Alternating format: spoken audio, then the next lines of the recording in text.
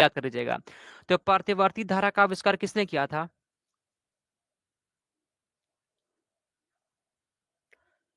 ठीक है जी। तो प्रतिवर्ती धारा का आविष्कार किसने किया था? निकोला टेस्ला ने किया था। किसने किया था? निकोला टेस्ला ने किया था। निकोला टेस्ला यहाँ पे हो जाएगा। बहुत अच्छा, जिसका जिसका भी ऑप्शन नंबर ए आ गया है। अगला, पिस्तौल मतलब रिवॉल्वर का आविष्कार किसने किया था? रिवॉल्वर का आविष्कार किसने किया था? आविष्कार या खोज से क्वेश्चन एग्जाम में रहता है, देखे भी होंगे आप लोग, रहता है ना जी। ठीक है, जो क्वेश्चन आ सकता है ना, हम सब फ्रेंड्स यहाँ पे सीट कर दिए और जो पूछा गया हो। ठीक है, चलिए, रिवॉल्वर का आविष्कार किसने किया था? सैमुअल कोल्ट ने। किसने फ्रेंड्स? सैमुअल कोल्ट यहाँ पे हो जाएगा ऑप्शन नंबर डी। यहाँ पे सर किसने किया था जी? तो सैमुअल कोल्ट ने किया था। डी हो जाएगा इसका आंसर। अगला क्वेश्चन 28 नंबर क्वेश्चन।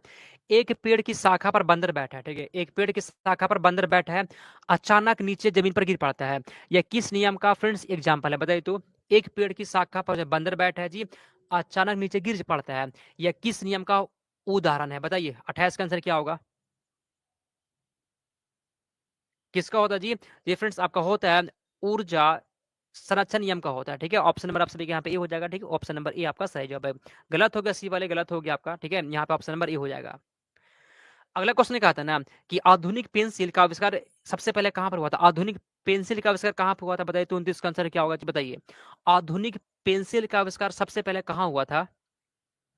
ठीक है, आधुनिक पेंसिल का आविष्कार सबसे पहले कहां पे हुआ था जी? ये फ्रेंड्स हुआ था फ्रांस में हुआ था। कहां पर हुआ था? फ्रांस में हुआ था, याद कर लीजिएगा। ठीक है, और आपसे एक क्वेश्चन पूछ रहे हैं कि पेंसिल बनाने में, ठीक है, पेंसिल बनाने में किसका उपयोग होता है? पेंसिल बनाने में किसका प्रयोग होता है? किसका प्रयोग होता है? कमेंट करिए तो, पेंसिल बनाने में किसका प्रयोग होता है जी? सरिता क्या होगा आंसर? बताइए, पेंसिल बनाने में किसका प्रयोग होता है? बहुत अच्छा फ्रेंड्स, किसका प्रयोग होता है जी? ग्रेफाइट का होता है। किसका होता है? ग्रेफाइट का प्रयोग होता है। बहुत अच्छा आंसर फ्रेंड्स, ग्रेफाइट यहाँ पे हो जाएगा। ठीक है, याद कर लीजिए, एग्जाम में ये भी क्वेश्चन आता है कि पेंसिल बनाने में किसका प्रयोग होता है? ग्रेफाइट का होता है। अगला क्वेश्चन है, पृथ्वी की सतह के नीचे, पृथ्वी की सतह के नीचे फंसी गर्मी को क्या कहते हैं? पृथ्वी के सतह के नीचे जो गर्मी होता है जी, उसे क्या कहते हैं? ज्वारीय ऊर्जा कहते हैं, परमाणु ऊर्जा कहते हैं, जीवाश्म ऊर्जा कहते हैं, या फिर भूतापीय ऊर्जा कहते हैं? तो पृथ्वी के नीचे फंसी गर्मी को क्या कहते हैं? बताइए तो 30 का आंसर क्या होगा? उससे फ्रेंड्स हम लोग क्या कहते हैं? भूतापीय ऊर्जा कहते हैं। भूतापीय ऊर्जा यहाँ पे हो जाएगा। 30 का यहाँ पे डी हो गया। ठीक है जी, 30 का डी आपका सही जवाब है। अगला क्वेश्चन यहाँ पे दिया गया है कि भौतिक अनुसंधान प्रयोगशाला, ठीक है, भौतिक अनुसंधान प्रयोगशाला किनके द्वारा स्थापित किया गया था? भौतिक अनुसंधान प्रयोगशाला किसके द्वारा स्थापित किया गया था? बताइए तो 31 का आंसर क्या होगा? बताइए। जो क्वेश्चन बता रहे हैं ना फ्रेंड्स, ये बहुत ही टॉप क्वेश्चन है। विश्वास करिए, एग्जाम में सेम टू सेम ऐसा ही क्वेश्चन रहने वाला। ठीक है, उल्टा सीधा पढ़ेंगे ना सिलेबस से हटकर तो कोई फायदा नहीं होगा। ठीक है, तो यहाँ पे क्या होगा आंसर जी? विक्रम साराभाई होता है। क्या होता है? विक्रम साराभाई। आप सभी के यहाँ पे डी हो जाएगा। अगला क्वेश्चन 32 नंबर, लेजर का प्रयोग, ठीक है, लेजर का प्रयोग की जाने वाली 3D इमेजिंग प्रक्रिया क्या कहलाती है? होलोग्राफी कहलाती है, सोनोग्राफी कहलाती है, क्या कहलाती है? बताइए तो। हम्म और जो भी लोग फ्रेंड्स डीएलएड या बीएड की तैयारी कर रहे हैं ना, बीएड वाले लोग, कल दिन में 11 बजे से फ्रेंड्स आप सभी के लिए मैराथन क्लास रखा गया, मैराथन क्लास रखा गया। ठीक है, 28 को एग्जाम है जी बीएड वाले का, तो लगातार मैराथन चलेगा 11 बजे से। आप सभी को टाइम पर जुड़ जाना है। ठीक है, चलिए, बहुत अच्छा। हम्म तो लेजर का प्रयोग से, सॉरी, लेजर की प्रयोग से की जाने वाली 3D इमेजिंग प्रक्रिया क्या कहलाती है? बताइए तो जी। 32 का आंसर यहाँ पे क्या होगा? क्वेश्चन यहाँ पे क्या कर रहा है कि लेजर के प्रयोग से की जाने वाली 3D इमेजिंग प्रक्रिया क्या कहलाती है?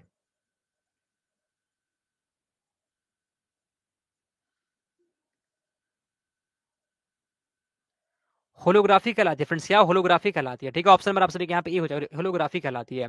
अगला क्वेश्चन यहाँ पे कहता है जी कि हवा में नमी, ठीक है, हवा में जो है ना, हवा में नमी को अवशोषण की प्रक्रिया क्या कहलाती है?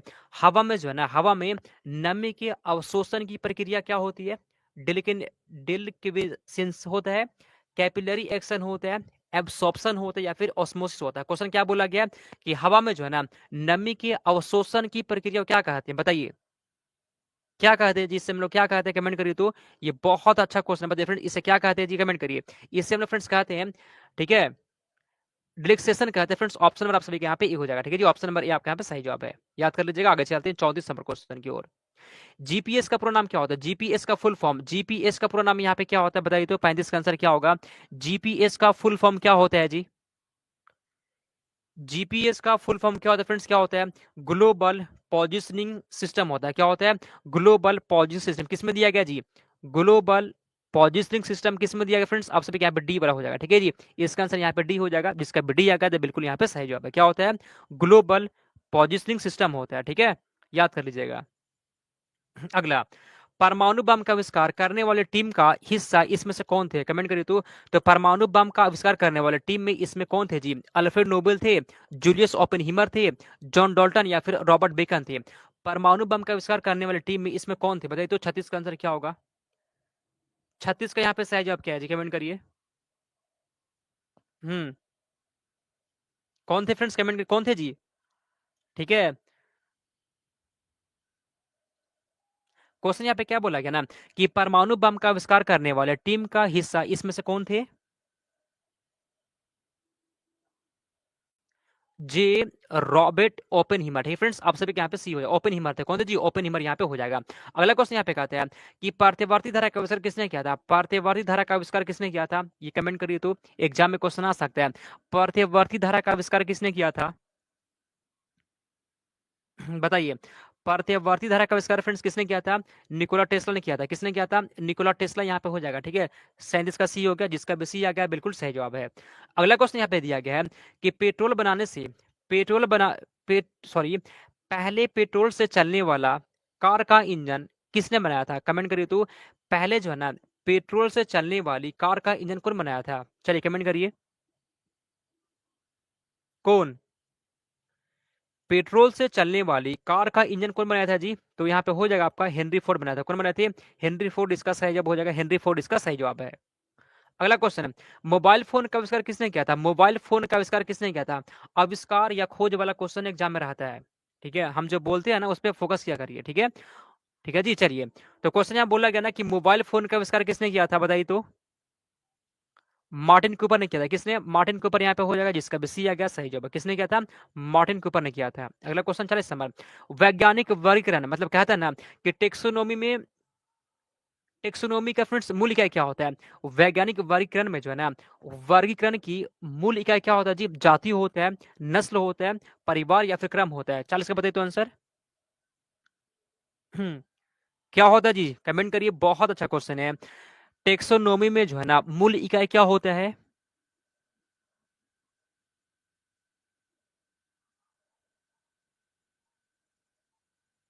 क्या होता है फ्रेंड्स? यहाँ पे आपका जाति होता है। क्या होता है जी? जाति होता है फ्रेंड्स। ऑप्शन नंबर यहाँ पे हो जाएगा, ठीक है। जाति बोलिए या फिर कहीं कहीं जो ना प्रजाति लिखा रहेगा, प्रजाति, तो वो भी फ्रेंड्स आप लगा सकते हैं। जाति या फिर प्रजाति, ऑप्शन नंबर आप सभी का यहाँ पे ए हो जाएगा। अगला क्वेश्चन यहाँ पे कहता है कि जीवन की उत्पत्ति के बारे में जो है जीवन की उत्पत्ति के बारे में जो है ओपरिन का सिद्धांत किससे संबंधित है? जैविक विकास से। क्वेश्चन बोलता है ना यहाँ पे कि ओपरिन का सिद्धांत किससे संबंधित है? बताइए तो। जैविक विकास से, रासायनिक विकास से, भौतिक विकास से या फिर किससे? बताइए। 41 का आंसर क्या होगा? 41 का सही जवाब क्या है जी? ठीक है। क्वेश्चन बोला गया है कि जीवन की उत्पत्ति के बारे में ओपेरिन का सिद्धांत का संबंध किससे है? जैविक विकास से होता है। किससे होता है? जैविक विकास से होता है। ऑप्शन नंबर यहाँ पे ए हो जाएगा। ठीक, किससे होता है? तो जैविक विकास से होता है, ठीक है। आगे चलते हैं अगले क्वेश्चन, 42 नंबर क्वेश्चन। जंतु विज्ञान की शाखा, ठीक है, जंतु विज्ञान की किस शाखा का मानव जाति के समाज शास्त्र के अध्ययन से गहरा संबंध होता है? क्वेश्चन बोला गया है कि जंतु विज्ञान के किस शाखा का मानव जाति के समाज शास्त्र के अध्ययन से गहरा संबंध है? एम्ब्रियोलॉजी, जूजोग्राफी, फिजियोलॉजी या फिर एथोलॉजी? बताइए तो 42 का आंसर। इससे फ्रेंड्स क्या होता है? कमेंट करिए। 42 का आंसर यहाँ पे क्या होगा फ्रेंड्स? कमेंट करिए तो। ठीक है जी, इससे फ्रेंड्स क्या बोलते हैं? एंथोलॉजी कहते हैं। क्या बोलते हैं फ्रेंड्स? इससे हम लोग एंथोलॉजी कहते हैं। डी हो जाएगा। अगला क्वेश्चन 43। निषेचन जो है ना, निषेचन, विकास, विभाजन और विभिन्नता के अध्ययन को किस नाम जाना जाता है? बहुत अच्छा क्वेश्चन है जी। भ्रूण विज्ञान से नाम से, फिजियोलॉजी, अनुवांशिकी या फिर क्या कहते हैं? ठीक है, निषेचन, विकास, विभाजन और विभिन्नता के अध्ययन को किस नाम से जाना जाता है? चलिए आंसर यहाँ पे किसका आता बताइए तो। ठीक है, यह क्लास देखिए, एक क्लास आपका 7 बजे होता है जो हो गया साढ़े, और उसके बाद क्लास होता है 7:30 बजे। 2 टाइम क्लास अभी होता है जिसमें हम लोग 100 क्वेश्चन पढ़ लेते हैं, ठीक है, जीके और साइंस का। तो पढ़ लिया करिए पूरा। तो फ्रेंड्स इसे हम लोग क्या बोलते हैं फ्रेंड्स, इसे क्या बोलते हैं, इसे हम लोग बोलते हैं, पता है क्या बोलते हैं, भ्रूण विज्ञान कहते हैं। इसे क्या बोलते हैं जी, इसे बोलते हैं भ्रूण विज्ञान। ऑप्शन नंबर आप सभी के यहाँ पे ये हो जाएगा। इसे क्या बोलते हैं, तो भ्रूण विज्ञान कहते हैं। अगला क्वेश्चन 44, जंतु विज्ञान किसका अध्ययन होता है, जंतु विज्ञान, ठीक है। जंतु विज्ञान में किसका अध्ययन होता है, ऊर्जा का होता है, फलों का होता है, विषाणु का, या फिर किसका होता है। जंतु विज्ञान में किसका अध्ययन होता है, आसान क्वेश्चन बताइए तो। जंतु विज्ञान में किसका अध्ययन होता है, 44 का आंसर। जंतु विज्ञान में किसका अध्ययन होता है, जंतु विज्ञान में किसका होता है जी। जंतु जानवरों का फ्रेंड्स होगा क्या, जंतु विज्ञान में किसका, जानवरों को हो जाए फ्रेंड्स, ऑप्शन नंबर डी यहाँ पे हो गया। जंतु विज्ञान में किसका अध्ययन होता है, जानवरों को होता है, 44 का डी है यहाँ पे जी, ठीक है। लगभग सभी लोग आंसर यहाँ पे सही दिए, बहुत अच्छी बात है। अगला क्वेश्चन, पारिस्थितिकी, भारतीय पारिस्थितिकी का जनक किसे कहते हैं, कमेंट करिए तो। भारतीय पारिस्थितिकी जनक किसे कहते हैं, कमेंट करिए, ठीक है। और कल दिन में सुन लीजिए, कल दिन फ्रेंड्स 11 बजे से जो है ना जीके जीएस का क्लास करवाने वाले जी, ठीक है। जो भी लोग जो है ना यहाँ पे क्लास में, सब लोग वहां पे आ जाइएगा, ठीक है। चलिए,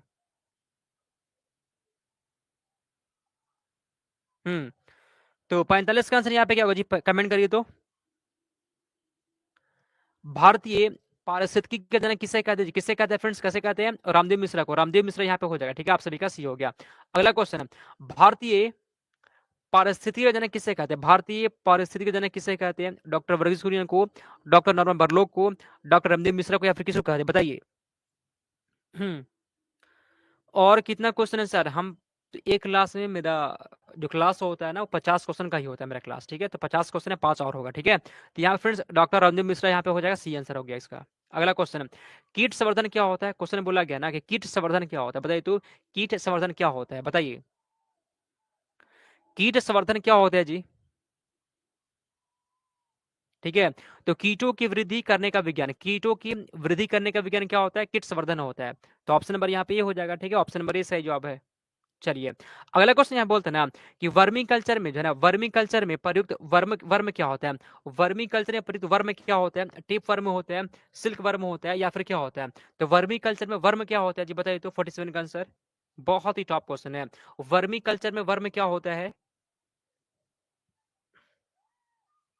वर्मी कल्चर में वर्म क्या होता है फ्रेंड्स, वर्मी कल्चर वर्म क्या होता है, बताइए तो। हम्म वर्म का मतलब केंचुआ होता है जी, वर्म का मतलब क्या होता है, वर्म का मतलब होता है केंचुआ, ठीक है। वर्म का मतलब केंचुआ होता है। तो वर्मी कल्चर वर्म का अर्थ क्या होता है फ्रेंड्स, पता है क्या होता है जी, ये फ्रेंड्स आपका हो जाएगा, अर्थवर्म होता है, क्या होता है, अर्थवर्म होता है। आप सभी के यहाँ पे डी हो जाएगा, ठीक है। 47 का डी आपके यहाँ पे सही जवाब है। चलिए, बहुत अच्छा। अगला क्वेश्चन यहाँ पे दिया गया है कि सर्पों के विषय में जानकारी प्राप्त करना क्या कहलाता है, बताइए तो। सर्पेटोलॉजी कहलाता है, ऑर्निथोलॉजी कहलाता है, या फिर क्या कहलाता है। सर्पों के विषय में जानकारी प्राप्त करना क्या कहलाता है, बताइए तो। आंसर यहाँ पे क्या होगा, ये बहुत अच्छा क्वेश्चन है जी, बताइए, ठीक है। तो फ्रेंड्स इसे हम लोग सर्पेटोलॉजी कहते हैं क्या जी, कमेंट, फिर इसे क्या कहते हैं जी, इसे हम लोग कहते हैं सर्पेटोलॉजी कहते हैं, क्या बोलते हैं, सर्पेटोलॉजी कहते हैं। ऑप्शन नंबर यहाँ पे ये हो जाएगा।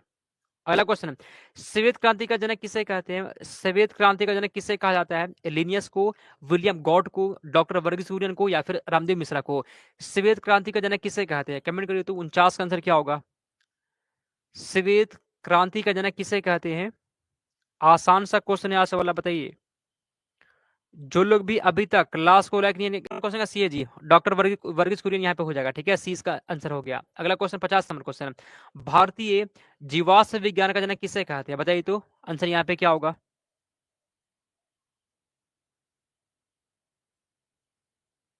हम्म क्वेश्चन यहाँ पे बोल रहा है ना कि भारतीय जीवाश्म विज्ञान का जनक किसे कहते हैं जी, किसे कहते हैं, बताइए तो।